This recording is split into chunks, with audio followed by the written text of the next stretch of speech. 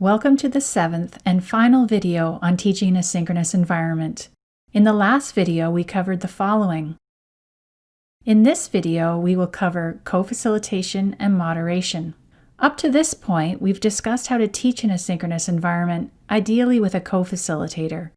We will now switch our attention to how to co-facilitate or moderate.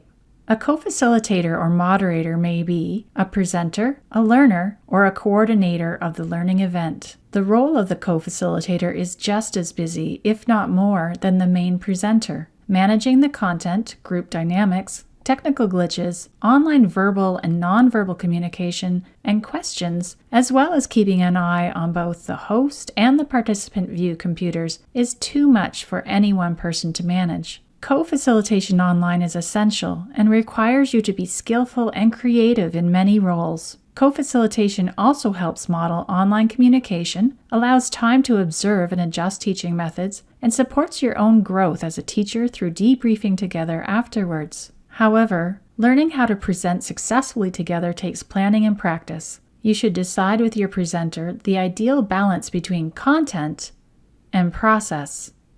Although the uncertainty of an online environment might initially necessitate a more explicit and directive style of facilitation, consider content, learner level, group dynamics, and duration of learning in deciding what facilitation style to adopt. For learners newer to the material or to an online environment, you may want to be more directive, with clear expectations, learning goals, and structure. As the group evolves, you may want to progress to a more consultative approach, serving as a resource or guide to help learners meet their own goals. With adept learners, both to the material and online environment, consider a facilitative approach, listening and reasoning together with the group towards learning outcomes. Whatever the case may be, silences will feel much longer and anxiety-provoking in an online environment, but they are important to facilitate your group through forming, storming, norming, performing, and adjourning phases. Consider how you will balance knowledge and tech know-how hierarchies. Sometimes you can use this to your advantage by grouping more clinically seasoned clinicians with less experienced but more technologically comfortable ones. Let's move on now to the steps to consider when co-facilitating. Please refer to our Consideration and Co-Facilitation Checklist, available from the video description link below. We won't have time to cover all of these considerations here, but let's highlight a few. To start, it's important to make sure roles and tasks are assigned to the presenter and co-facilitator, ideally even before creating content, but especially before presenting. Roles will depend on each person's comfort level, involvement in the presentation, and expertise.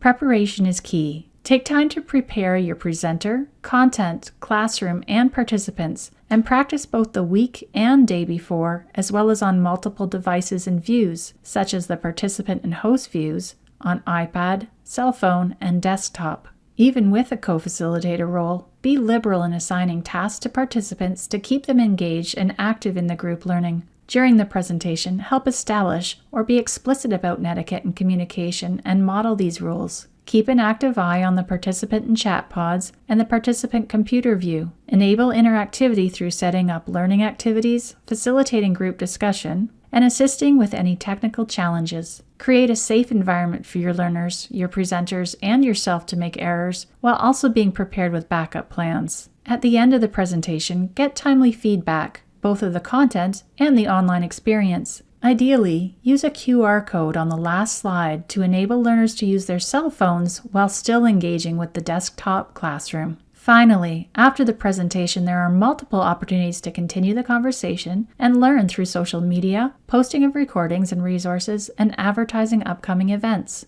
Recording and editing of the presentation also gives you an opportunity to self-reflect on your teaching and facilitation in this online environment, circling everything back to video number 1 for your next synchronous online teaching experience. Although we focus mostly on educational strategies and implementation in these videos, don't forget to employ a framework such as Kern's 6-step approach to curriculum development to your next iteration of your online teaching. Take this time now to, number 1, reflect on what you've learned and write down how you will prepare and practice for your role as an online co-facilitator, managing multiple roles simultaneously. Number 2, effective teaching principles. Review the considerations in Facilitation Checklist for tasks to address before, during, and after the presentation. Consider how you will balance content and process in your facilitation and how different factors will influence your facilitation style, from directive to consultative to facilitative. Be prepared for more awkward silences at the beginning and that group performing online takes longer to facilitate. Plan to use feedback, reflection, and a framework such as Kern's 6-step approach to begin your next iterative cycle in your online curriculum development. Number 3, try out the features of Zoom. Practice different roles as host, co-host, and remote control access on multiple devices. Practice your preferred setup with chat, participant pod, videos, and screen share all open on your 2-computer setup. We hope you enjoyed this 7-video series on healthcare teaching in a synchronous environment. If so, please share with others, like, and subscribe to our channel to get the latest video releases. Stay tuned for upcoming video releases for learning in a synchronous environment.